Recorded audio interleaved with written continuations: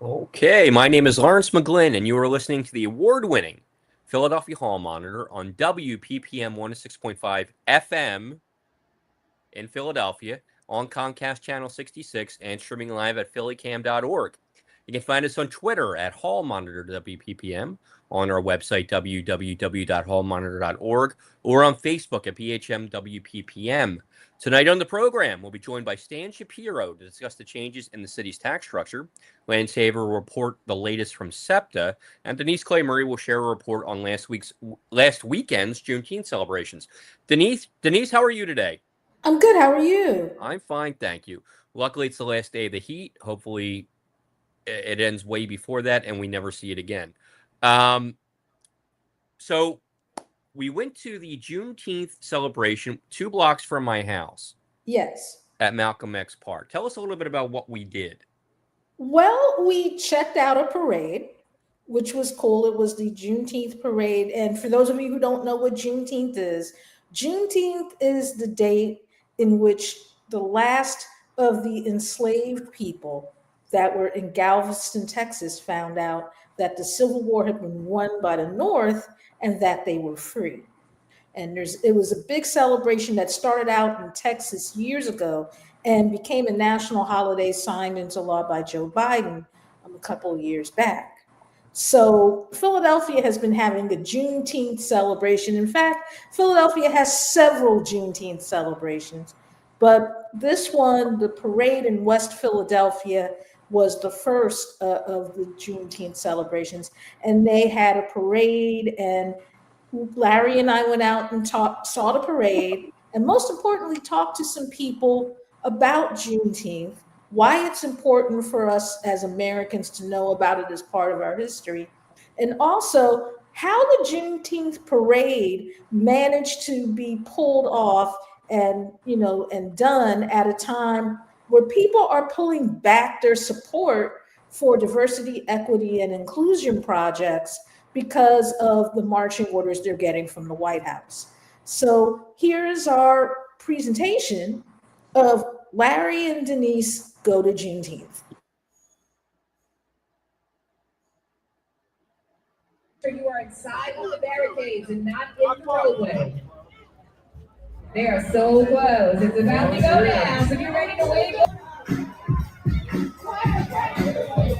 You see the everybody around the nation. I'm gonna give you some inspiration, and stimulation, because I have to fulfill my obligation to set you on a new vacation, but you don't need a reservation, because now I need your cooperation without a hesitation, because I got the key. DJ Thorpe, let's go. Where y'all at? Let's turn it up. Sheriff Michelle Blau, the first Black woman to be sheriff in the city of County of Philadelphia. What brought you out here today, and how important is it to have Juneteenth celebration here in Philadelphia? It's very important because our communities need to know what Juneteenth is about. It's an opportunity to come together, enjoy each other, and just celebrate the fact that we are free. It's notified late, but eventually we are free. And so this is basically like a reunion for everybody. We come out here, we enjoy each other. We know what Juneteenth is about, and that's why we came here today. We will do this every year. Every year. Are you surprised that it's as big as it is this year? Because you would think with some of the folks like pulling away from DEI initiatives that it would have been a little smaller. It gets bigger and bigger every day. What you do is, when you know better, you do better. So you learn and you grow. This is going to be bigger and bigger every year. Thank you, man. You're welcome. Appreciate you. Born and raised. So, what brought you out today? Well, the fact that it's Juneteenth, and I'm a cultural lover.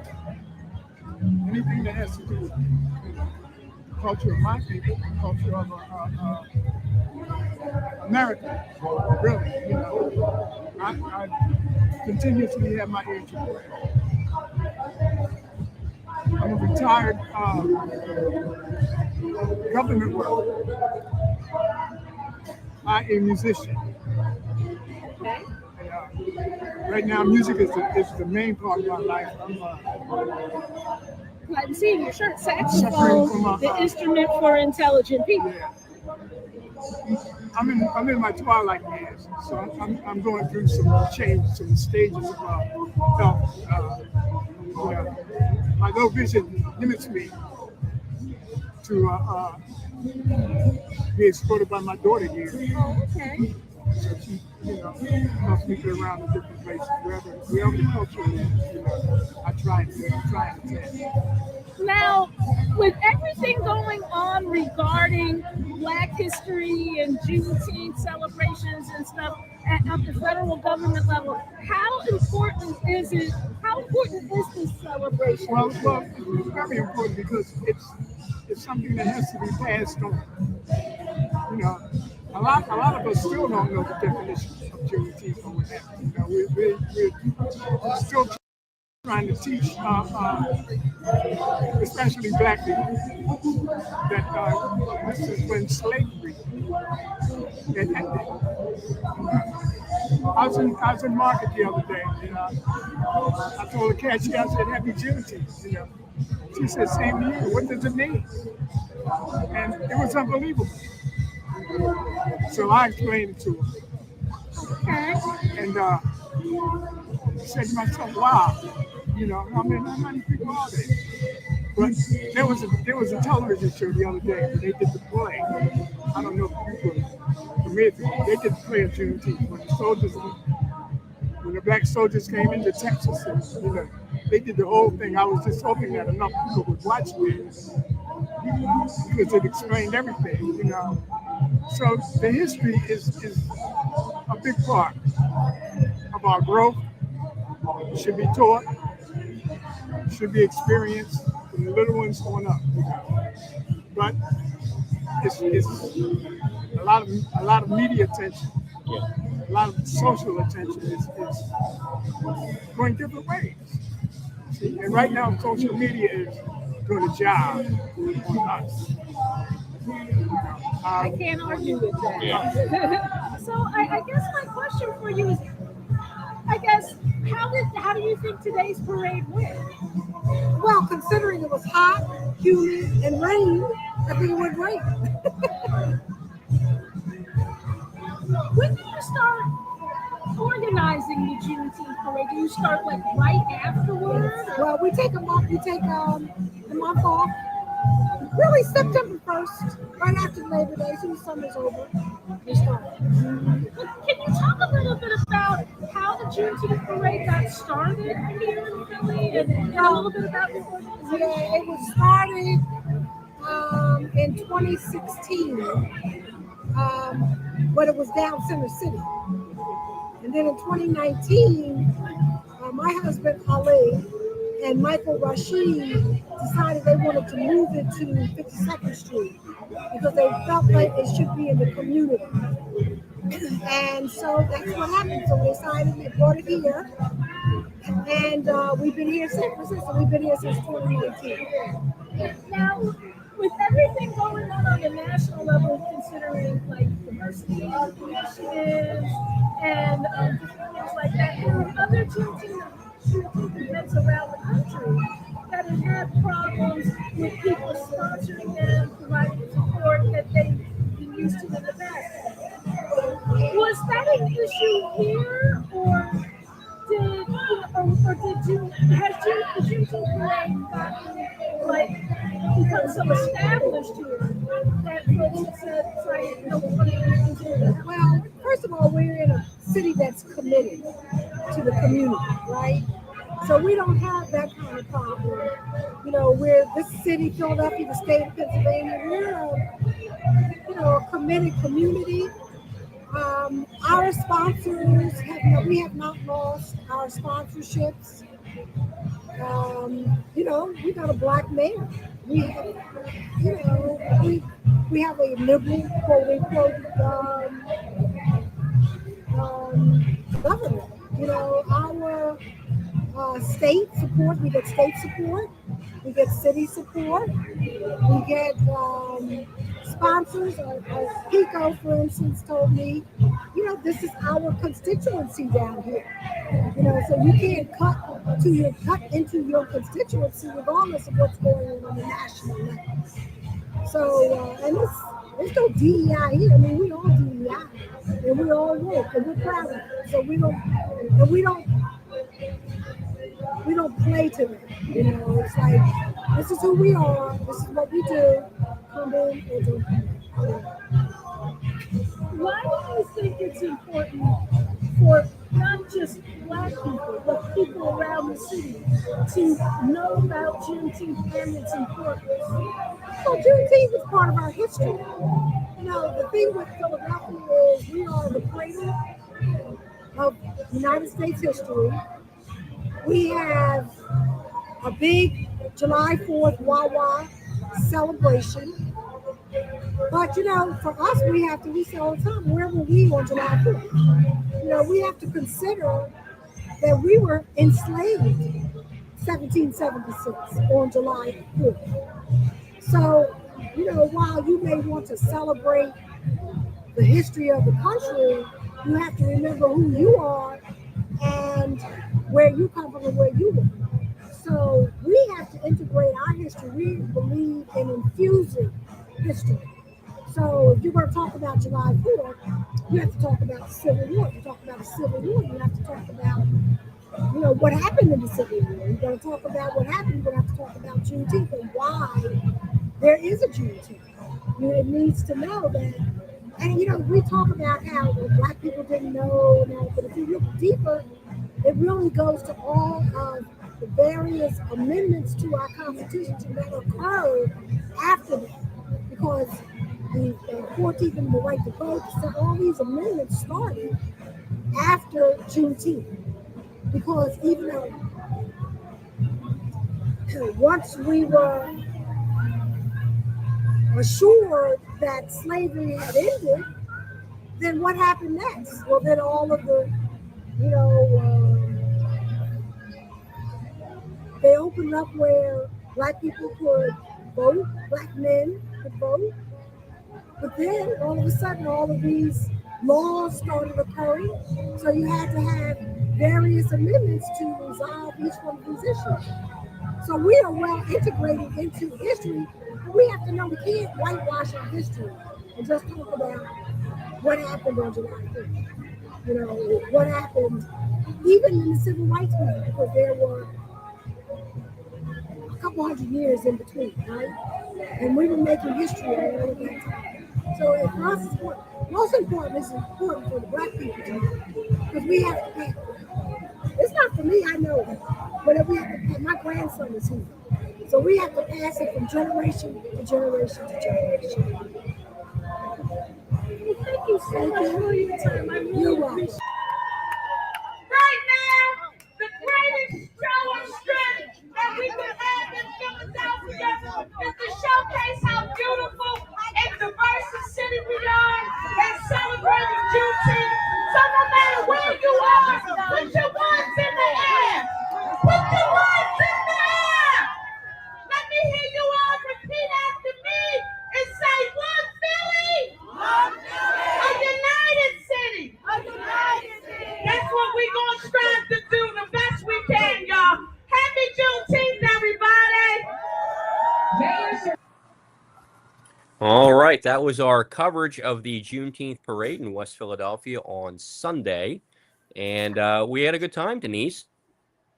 Yeah, it was good, and what Helen Sahuladin, and I know I messed up her last name, and I'm sorry about that, had to say about what the local corporate entities who fund Juneteenth here in Philadelphia had to say was really important. They recognize that this is their constituency, and if your constituency says, we want you to put money toward this celebration of African American history, that's what you're going to do.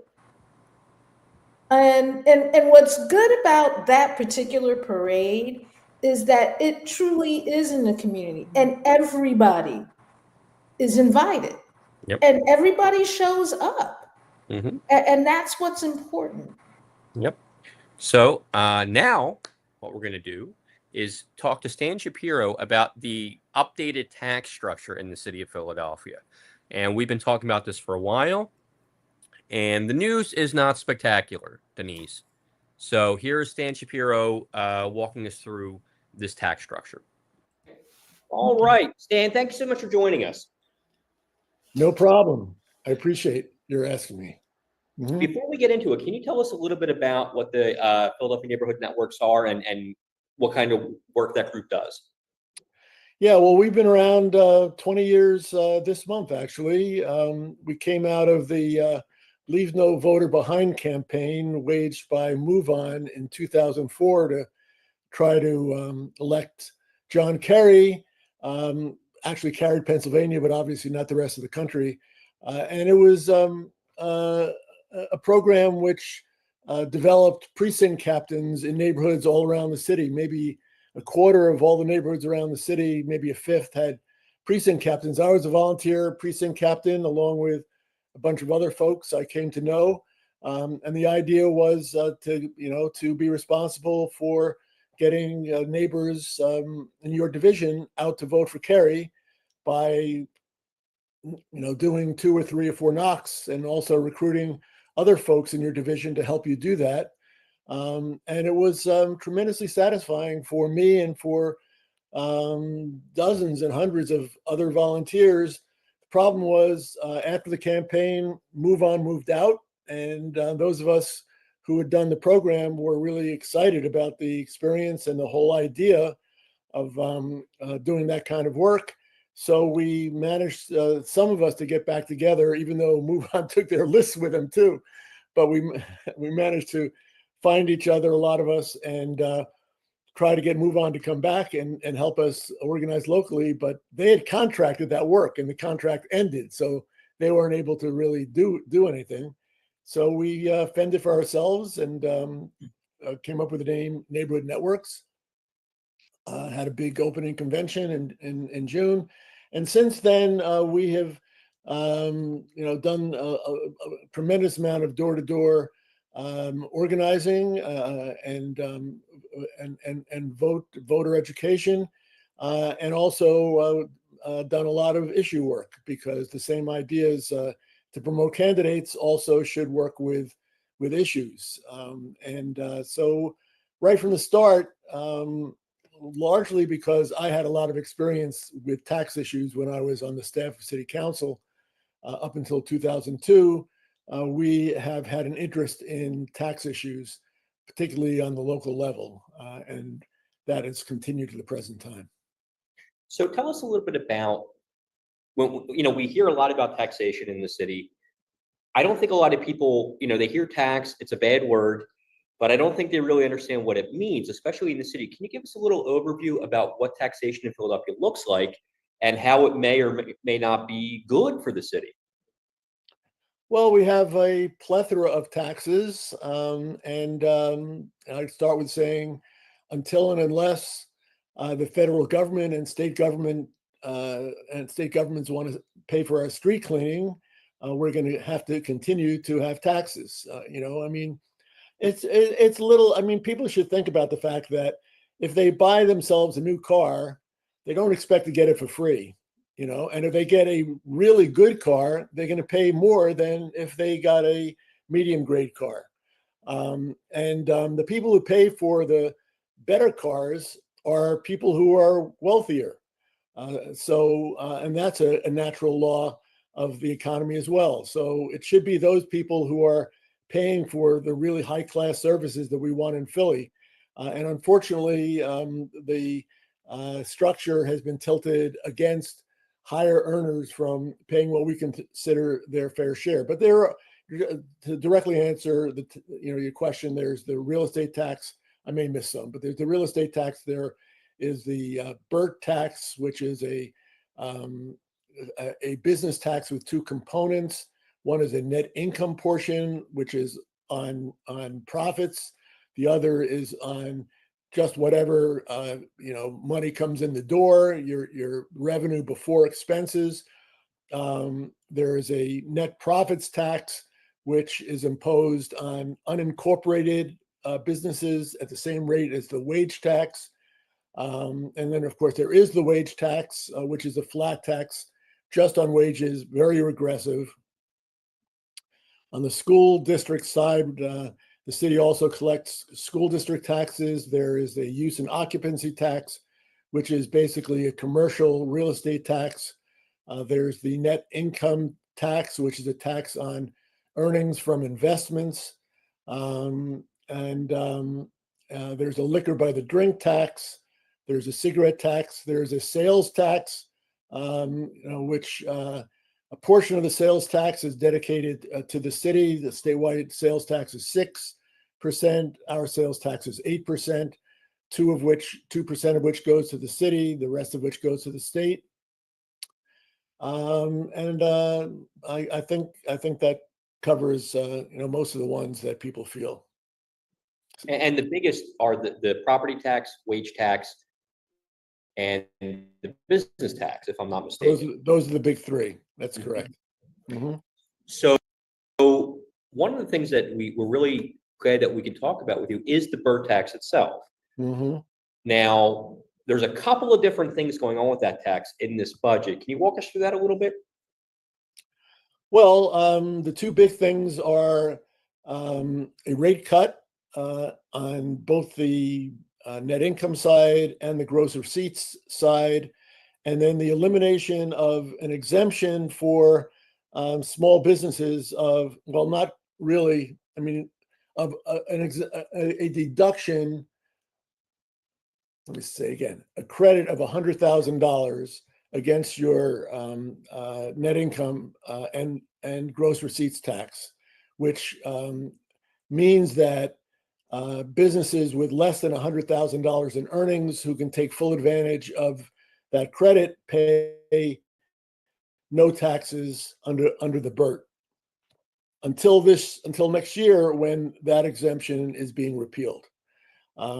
So that's part one of what was just done. The other part is this relatively small reduction this coming year in both of those taxes as they're imposed across the board to all businesses, but which will eventually, by fiscal year 39, result in a 52% cut on the net income side and a total elimination of the gross receipts tax. So when we look at, let's start with today. What are we looking at in terms of revenue loss from that cut in the tax? Well, we think it's going to be relatively small in the next fiscal year, especially, especially since there are some compensating revenue raisers, including the repeal of the exemption. So all these small businesses are going to start paying some taxes. And also there's a repeal of an exemption from the use and occupancy tax. And the rate decline is going to be minimal. I don't have the exact number, but so we think that the actual revenue reduction this year is going to be minimal.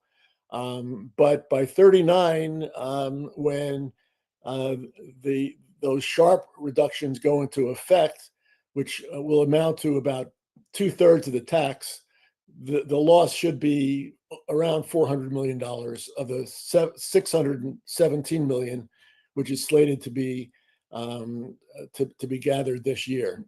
And cumulatively, if you add up all the losses for all those years leading to 39, you're talking about a revenue cut of about $3 billion. $3 billion. $3 billion. In the poorest With big a city B. in America. Yep. One of the things that proponents of this kind of tax cut will point to is they say, well, we're going to create a lot of jobs and grow the tax base that way. Does that work? Most studies say it doesn't work. On a national basis, the Pennsylvania Policy Center has done a study of how that would affect business in Philadelphia. And their conclusion is that a full repeal of the BERT, we're not going for a full repeal, but a full repeal would create about 13,500 jobs, about 80% of which would involve people coming from outside of the city and taking up jobs in the city. So it would have a negligible, at best, impact on Philadelphia employment.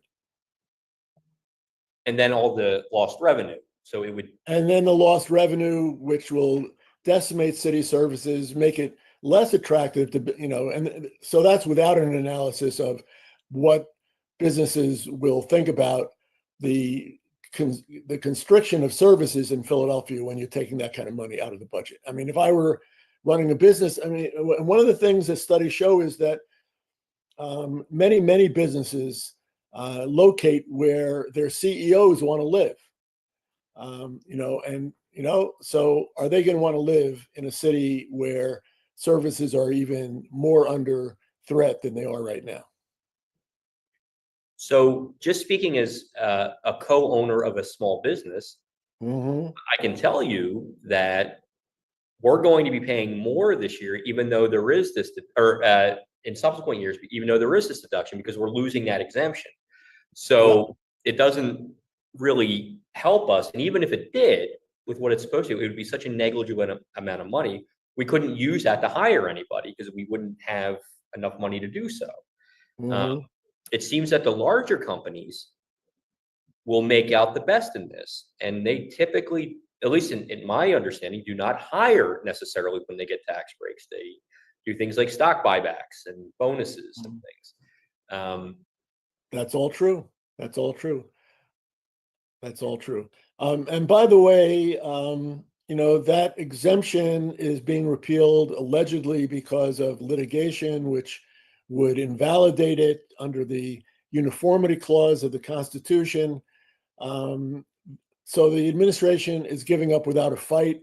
Cynics say they gave up without a fight because they wanted businesses like yours to join the lobbying for the rate cut, since there's no other way in which you can get any kind of reduction of your BERT. You would have to join the lobbying for the rate cut. But as you've pointed out, that rate cut does almost nothing for businesses of your size. We have suggested, some of us have suggested that the city adopt a credit for businesses that have 3 or fewer employees, which is kind of a proxy for those same businesses that are losing the exemption, and would be clearly constitutional because there are exemptions for all kinds of businesses that have programs that provide benefits to Philadelphia workers and neighborhoods. They're all over the code. There are credits for businesses already that hire new employees, but the application process is so onerous that very few of these businesses have applied for these benefits. But you could make it pretty much automatic, and really make it apply to almost all the businesses that have lose their benefits under this budget. But the administration has scared everybody by saying, we had to repeal it because if we didn't repeal it, somebody would come by and sue the city, and the city would have to pay back all of it, and the entire tax would be invalidated, not just the exemption. And that would then require the city to pay back all of the revenue that it's collected from the BERT over the last X number of years in the billions of dollars, and that a judge is really going to do that. There are no cases which indicate that that's a remote possibility, but that's how they've snookered the public. Yeah. I remember hearing that and thinking, where has that ever happened? All right, I'd like to bring in Denise Clay-Murray here on Philadelphia Hall Monitor. Hi there. Hi, thank you for joining us. Sure. I guess my question for you is, you said that tax exemptions, like the cut that's going to be made as part of BERT, favor people who bring in jobs that don't necessarily benefit Philadelphians. Can you elaborate on that a little bit? Well, we're talking about the rate cuts. Yes. The flat rate cuts, which are going to take 75% of the revenue out of the revenue raised by those taxes. The thinking is that this is going to attract high-end kinds of businesses, high-tech businesses that are just almost emotionally opposed to paying taxes. And the kinds of employees they bring are going to be these highly specialized, highly trained kinds of employees that they're not necessarily going to be able to find within the city. But the number that they bring in, we think, is going to be very small in any event, because although there is an emotional rejection of taxes, it's not going to be such that there's this huge number of businesses that are going to move just based on this little reduction in tax rates. If business costs like taxes were an engine of growth, then you'd think Pennsylvania would just be overflowing with businesses and employees, because we have the lowest minimum wage of any state in the area. And the biggest cost to businesses, almost all businesses, are employment costs. So if their employment costs are much lower than surrounding states, there should be this huge drain of businesses from West Virginia and New York and Connecticut and all these surrounding Ohio, because we have such a low minimum wage. Well, nobody seems to be pointing to any evidence that that's happened. And we don't think it's going to happen because of incremental cuts in business tax rates.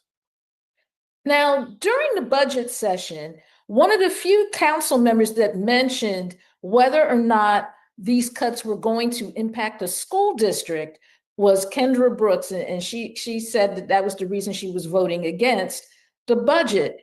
Has anyone talked about how this is going to impact the schools, or has anybody thought about that?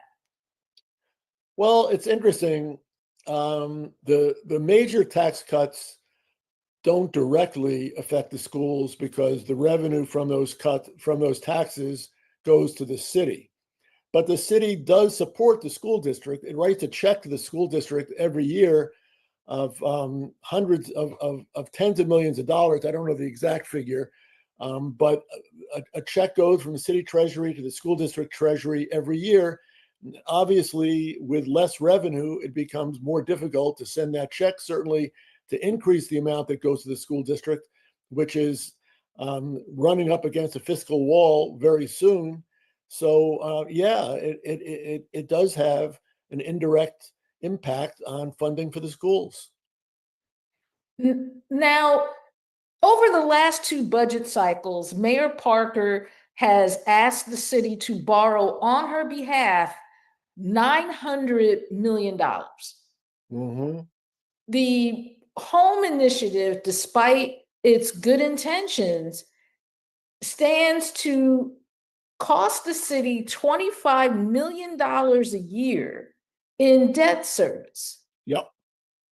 And yet there are these tax reductions that are going to be taking place. Should Philadelphians be worried about the fact that on the one hand, they're going to have to pay $25 million a year on a series of loans, yet there's going to be apparently less money available to do that? Well, they should worry only if they're good at arithmetic. And I think most of us are. Even with this school, the problems with our schools, I think most of us are good at that level of arithmetic. We should, because I mean, look, this is MAGA Republican policy. I mean, let's be blunt about it. This is the exact kind of policy which Democrats in Washington are railing against when Republicans are trying to push it through Congress to increase tax breaks for billionaires and reduce services to regular people. The city isn't going to admit, and they're not budgeting for reduced services in this next fiscal year, but they put these tax cuts running through 2039 into this legislation.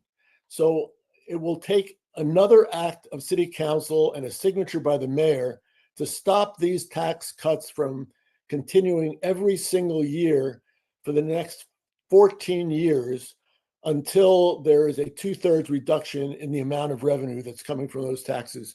And that $3 billion is out the door. So yeah, we have all these needs in the city. And of course, we haven't even touched on the fact that we don't exactly have a friendly administration in Washington, do we? Every day we hear more threats from Trump to cut off this, that, or the other source of revenue to the city.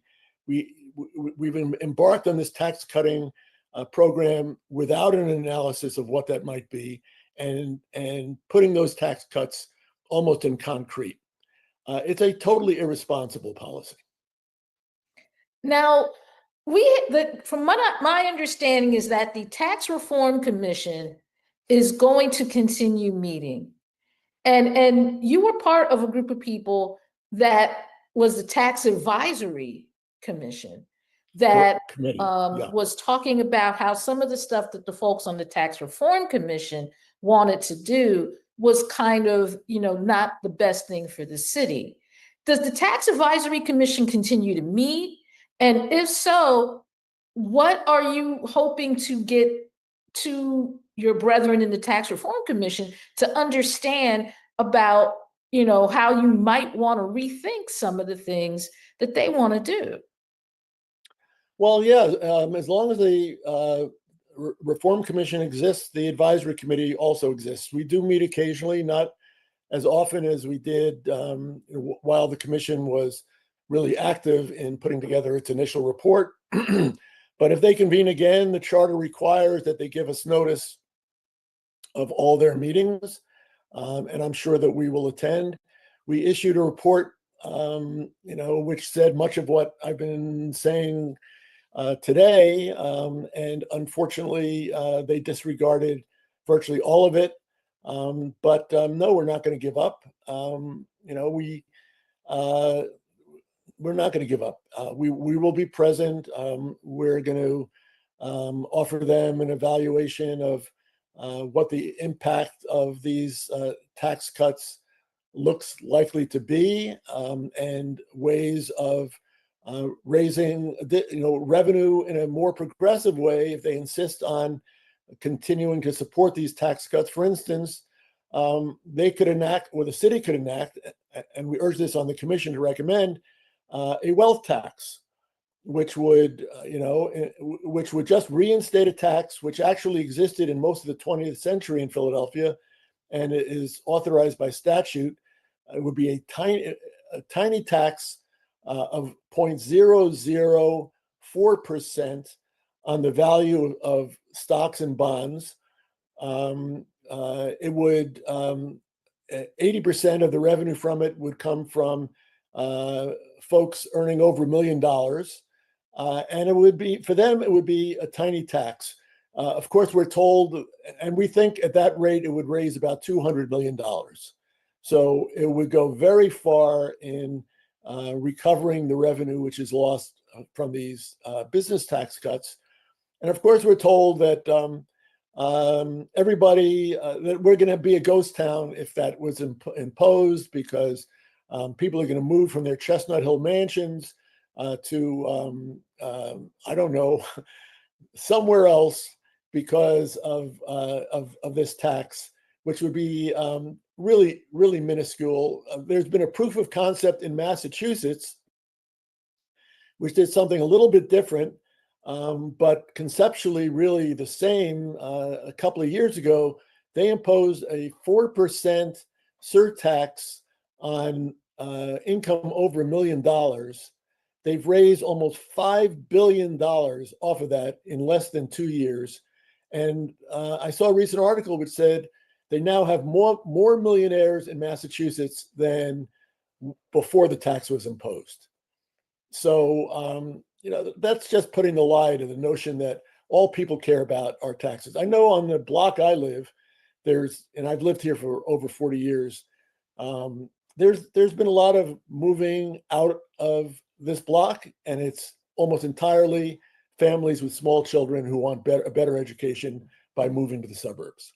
I don't know anybody who's told me they're leaving because of taxes. Okay. Well, thank you so much for sharing some of your time with us. And I'm going to give you back to my co-host, Larry McGlynn, and you're listening to Hall Monitor on WPPM 106.5. All right. Thank you, Denise. And Stan, where can people learn more about Philadelphia Neighborhood Networks and get involved if they are so inclined? PhillyNN.org. It's a very short web title, and it's a very robust website. It's actually going to be revised to be even more user-friendly, but that will let you know, that will keep you up to date on what we're doing. And also we'll get you 2 newsletters a week highlighting important things that we're doing and that other groups are doing in a progressive manner around the city and state. And I really recommend people get these newsletters. I get them every week, twice a week. And, it really keeps you updated on what's going on around the city. And, if you're looking for a group to join or to be in that kind of community, this is the place to start. So, Stan, thank you so much for joining us, and we're going to have you on again real soon to talk more about taxes and budget. Terrific. Thank you so much. All right. We'd like to thank Stan Shapiro, as always, for being with us, and we'll have him back again real soon to talk more about, like I said, taxes and budget, one of the most important things in this city. Now I'd like to bring on consumer reporter Lance Haver to tell us a little bit about SEPTA. Good evening. That was a really interesting show. I'm really enjoying it. The celebration was great. Very exciting. Oh, yeah. We had a good time there. A lot of activity. Mm-hmm. And people seemed very thrilled. Couldn't quite make out all that the mayor was saying. I'm not sure. A lot of enthusiasm. Maybe that was the point. Yeah. Well, the audio sounded better when we cut it up yesterday. So it didn't come across quite as well as we hoped. But I think people got the gist.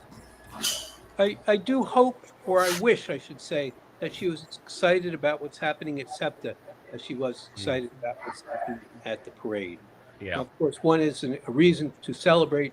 The other, perhaps, is a reason to hang one head in shame. Yeah. So I have a slideshow I'd like to bring up, talk with you through what's going on. So this Thursday, before the state budget comes to a vote, before we even know what's in the state budget, before we have a clue what's in the state budget, the SEPTA board is meeting and it's going to be voting on its recommendations. And the recommendation from the SEPTA management, which the SEPTA board, of course, hires, just hired a new general manager, and from its hearing examiner, which, of course, the SEPTA board hires the hearing examiner. And every year the hearing examiner, it's the same. Every year she does the same thing. She recommends what SEPTA's general manager recommended. So it's kind of this nice circle. SEPTA board hires a general manager. The general manager makes recommendations. SEPTA board hires a hearing examiner, same woman every year. And she then recommends what SEPTA's general manager recommends. Shades of the water department. Yes. This year, though, for the first time since I've been following SEPTA, and I think people can see from my grays, I've been doing it for quite a while. I came to Philadelphia in 1978, so I've been participating in SEPTA hearings since 1979. This is the first time in all the years that SEPTA's had all of its difficulties that the SEPTA management has decided to give up before the state legislature acts and passes a budget. So this Thursday, they're going to vote on, and if they accept their hearing examiner's recommendation, they're going to vote on a budget that projects SEPTA will fail to get any additional money from the state. Again, every year in the past, what SEPTA's done is said, look, we have an operating deficit. We believe we're going to be successful at lobbying for more money from the state or from the governor. So we're going to include what we are optimistically believing we're going to get. And then the state comes very close to giving SEPTA what SEPTA's asked for. SEPTA almost always found a way to significantly improve its situation. But this year they're saying no. So the proposal is for a 45% service reduction. 1 out of every 2 buses will be gone. And in exchange for having half the service, SEPTA's proposal is to raise fares by 21%.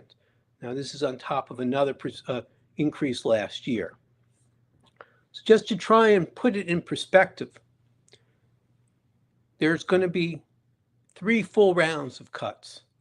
Starting in September, the SEPTA projection is that they will fail to get additional money from the state and that they will go after what's called the City Transit Division. Now, most of us who live in the city don't recognize that the City Transit Division is one of 4 different divisions. So there's City Transit Division, there's the regional rail lines, there is the Red Arrow line, and then there are one other suburban line. The City Transit Division is the L, it's the Broad Street line, it's the subway surface lines, it's the trolleys, and it's the buses. So they're going to eliminate 50 bus routes completely. On all of the additional bus routes, they're going to be 20% reduction in service. All of the special events, all of the subways, buses, trains that go to the Phillies games or go to the Flyers games or the concerts or go to the celebrations, all of them will end. No longer will people be able to take public transit to the Phillies games. I guess it's a good thing the Sixers aren't going to be in Center City expecting everyone to take public transit, which we knew wasn't true anyway. But had that been built and had they said, well, don't worry about the traffic jams because people are going to ride SEPTA to the station, to the games, there's not going to be any SEPTA to do that. Then they're going to raise fares, and then they're going to cut back on the regional rail lines. They're going to eliminate 5 regional rail lines completely. They're going to close 66 stations, and they're going to have a 9 o'clock curfew. So they'll stop running everything after 9 o'clock.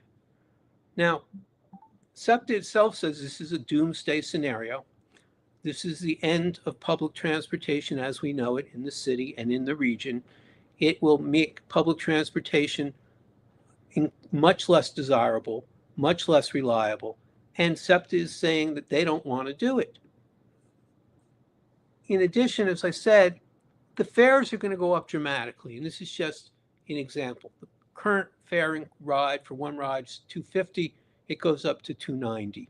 Now, it's even worse if you don't have a credit card or a SEPTA key card, because people who have those get a free transfer. If you're paying with cash for whatever reason, whether you're unbanked, whether you just can't get around to it, usually the people who are paying with cash are the poorest of the poor, people who don't have a credit card, who can't put $20 out of their pocket to get a key card and load money on the key card, and they don't have debit cards. So those people are paying $250 and then another $250 for the transfer. So for those people, it'll be $290 and $290, much higher increase for the desperately poor than it is for the working poor. TransPass goes up from $25.50 to $31, and you go through the rest of it. Now, it is true that the regional rail lines will also be going up, and they'll be going up again the same amount, roughly 21%. It's not always the same because the percentages are slightly different, so they can round up the numbers. The Zone 1, which is the stations closest to the city, go from $96 a month to $116 a month. Zone 2, Zone 3, and the Anywhere zones are the suburban zones where there are very few city residents who are using them. And you can see they all go up. The way that it's going to be implemented puts the City Transit Division at a tremendous disadvantage. So the board is meeting tomorrow, Thursday, at 3 o'clock. And I want to thank all of our viewers, all the people who are watching us on Channel 66 or listening to us on community-powered radio, because this hasn't been in the Inquirer, hasn't been on regular radio, hasn't been publicized anywhere. I'm hoping tomorrow morning that I'm going to wake up and hear it on KYW or whatever stations people listen to. But at that point, it's very hard for people to stop what they're doing and get to a meeting at 3 o'clock. So the City Transit Division will be the first ones cut. 20% service cuts in the City Transit Division, 32 bus routes eliminated, 16 bus routes shortened. So if you're someone who takes, let's say, an example is the 27. Now, the 27 is one of the buses that's used to help students get to the magnet high schools. Starts up in Roxborough, Maddion, goes all the way down to Kappa. They're going to shorten that so the kids are not going to be able to take that to the schools any longer, which is going to create a huge problem because our magnet schools and our charter schools are based on having access by SEPTA. It's going to reduce the service, 88 buses, metro, regional rail lines, and as I said, all the sports things. On September 1st, the fare increases go into effect. And then on January 1st, 6 months from now, 3 months after the City Transit Division is compromised, they start to close the regional rail lines. The weirdness of this is the greatest saving is on the regional rail lines because the trains, the city doesn't own, SEPTA does not own the rail lines. They have to lease them from Amtrak. When the city stops running those 5 regional rail lines, they don't have to pay the lease anymore. The city doesn't own the bus routes. It doesn't own the roads that the bus travels on. So there's no cost in terms of leasing the roads that that SEPTA has to pay. But they do have to pay for that. So it's a little strange. 5 regional rail lines eliminated, 18 additional bus routes eliminated, the Broad Ridge Spur, which is the Broad Street line, routes 10 and T1, 15 trolleys, and 9 p.m. curfew, all go into effect on January 1st. Now, this is based on the hearing examiner's report. And again, the hearing examiner's report was released. If you don't read Hall Monitor, if you don't view Hall Monitor, if you don't listen to us on the radio, you won't know that the hearing examiner's report came out. But the hearing examiner reviewed no facts, didn't go over how much money SEPTA has in its reserve. Now, SEPTA doesn't say, hey, we have a lot of cash in our bank. They say we have a service stabilization fund, which sounds a little strange. What does that actually mean? Well, that's their surplus. That's how much extra they have for a rainy day. And of course, if you ask me, when you talk about cutting 45% of the service, it's raining. Last year, SEPTA had over $535 million in the stabilization fund. Last year, SEPTA ended the budget year last year because of how Governor Shapiro flexed the money with a very small surplus, $1.5 million. Now, I know if any of the 3 of us had $1.5 million, we'd think that's a lot of money. But on a $1.5 billion budget, $1 million is couch change. So yeah, it's good it had a surplus, better than it not, but it wasn't significant.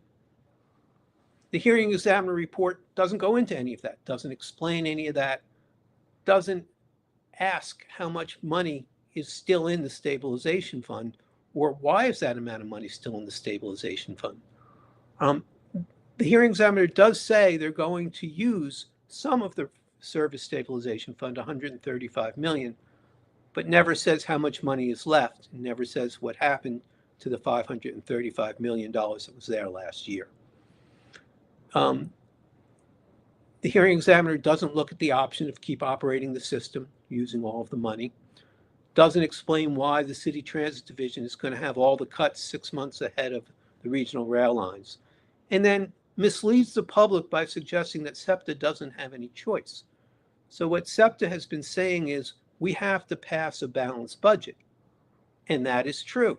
But that doesn't mean that they can't project money from the state. In fact, they are projecting money from the state. The question is, how much money should they project from the state? And they can project using all of their service stabilization fund. And in fact, they are projecting using some. The question is how much. So there is no law. No one's holding a gun to their head. None of them will go to jail if they simply say, we're not going to begin to dismantle the system. Now, why doesn't the hearing examiner look at any of these issues? Because she didn't allow any questions to be answered at the public hearings. She simply took the general manager's words as if it's all that mattered. So the general manager says, for more than 2 years, we've been warning a critical moment was coming for SEPTA and for public transit in southeastern Pennsylvania. That moment is now. Our new fiscal year starts July 1st, and if there is no state funding solution in place, we will have, quote, no choice but to put forward with a plan that will trigger the beginning of the dismantlement of SEPTA. So that's what the board's being asked to do, start to dismantle SEPTA. And they're being told they don't have a choice, which is factually untrue. And it is one of those things that's really hard to watch. Furthermore, the hearing examiner writes, I find Mr. Sauer's testimony, the general manager, compelling. Quote, this is not the budget we want to present, but it is the one we must. Then here's her final advice to the SEPTA board. Given the lack of viable and impactful alternative measures on the record, again, on the record, I'm constrained with deep regret and great concern for the city of Philadelphia to recommend that the SEPTA board adopt the proposed operating budget. No alternatives were on the record. Well, there were no alternatives on the record because the hearing examiner wouldn't allow anyone to question to get to the bottom of it. The state law requires SEPTA to conduct public hearings, requires them to answer, allow riders to ask legitimate questions and get answers to those questions. And the hearing examiner didn't allow for any of that. So had the hearing examiner allowed for that, we would have known how much of the $535 million that was in the bank is still there. How long can SEPTA operate on its cash reserves?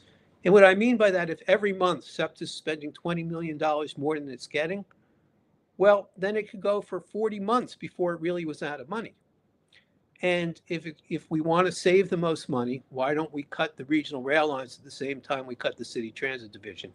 And why don't we at least answer the question of what affects riders the most, cutting the bus lines or cutting the regional rail lines? The hearing examiner didn't allow for any of that. Now, the Inquirer editorial board, which has been saying we can't allow this to happen, they say once gone, restoring services will become prohibitively expensive, like the 23 and 56 trolleys and many other transit services that residents once relied on. These lines will likely be gone forever. I don't think many of our viewers know the reason why so many of the buses have been canceled this year is because SEPTA doesn't have enough drivers. They can't keep drivers hired. And as a result, once drivers are let go, as Denise has pointed out time and time again, almost every other transit system near us pays better than SEPTA. So once we lay off drivers, and they may right now not want to have to move to Kentucky or Chicago or New York or Boston, understandably so. They may be more expensive cities. They may not want to uproot their families. But once they don't have a choice and they have to move, if we can't hire enough bus drivers now, the likelihood of getting them back is very small. Now, here's the question. Why is SEPTA doing this? SEPTA says, well, we're not sure we're going to get any money. So what we're going to do is we're going to put the gun not to the legislature's head. We're not going to try and force the legislature to fund us. We're going to put the gun to the rider's head and say to the Republican Senate, if you don't send us more money, we're going to take it out on the riders. We're going to take their service away from them. We're going to charge them more. But the Republican legislature says they don't care. In fact, that's what they want. The Senate Majority Leader, Joe Pittman, has said his constituents don't benefit from SEPTA. Even though he has public transit in his district, he blames SEPTA and says, my constituents don't get any benefit from SEPTA, and so why should we fund it? The Republican leader, Jesse Topper, has introduced a bill. He wants to privatize the system. He wants to use something like Uber and Lyft. And of course, that's why we have SEPTA, because private transit didn't work. So real quick, who benefits from SEPTA? Obviously the riders, but employers use it to get people to work. Doctors use it to get patients to get treatment. Retailers use it for consumers to go shopping. Drivers use public transit so the roads aren't overly crowded and become parking lots. School students, high school students and colleges use SEPTA to get public transit to get to school. And why I'm not a supporter of charter schools. I want to be clear. Charter schools cannot work in the city of Philadelphia in high schools without SEPTA, because that is our school bus system. Now, you can be opposed to charter schools or you can be in favor of charter schools, but no matter where you stand, if you believe the charter schools are a part of our school system, you have to support SEPTA. All the businesses that do business with SEPTA, real estate developers who build around transit stops, and one of the biggest winners from a public transit system is the environment, something we all share. I know some of our viewers don't share my age, but today I got recommended not to go outside and exercise because of the heat and the air quality. And that happens at least 4 times every summer now. It's happening more and more. Public transit, if we all were using public transit on these days, the air would be a lot better. So that's my report. I'm encouraging people to show up. I am fearful that the SEPTA board will say, we don't have any choice. I'm going to be encouraging them tomorrow, and anyone wants to show up, I'd be happy to speak with them. I'm going to encourage them to listen to the former words of the former Congressman John Lewis, late Congressman John Lewis. Get in the way. Simply get in the way. Don't do what the Republicans want you to do and start dismantling public transit. Public transit is something we need, we should support as part of a civil society. And all of these people who say how great it is to cause good trouble, who go to graduations and make these wonderful speeches, when they actually are in power and they have a chance to do some public good that would require them to have courage and a backbone and to stand up, tomorrow's their day. What will they do? All right. We'll see everybody next week on Hall Monitor.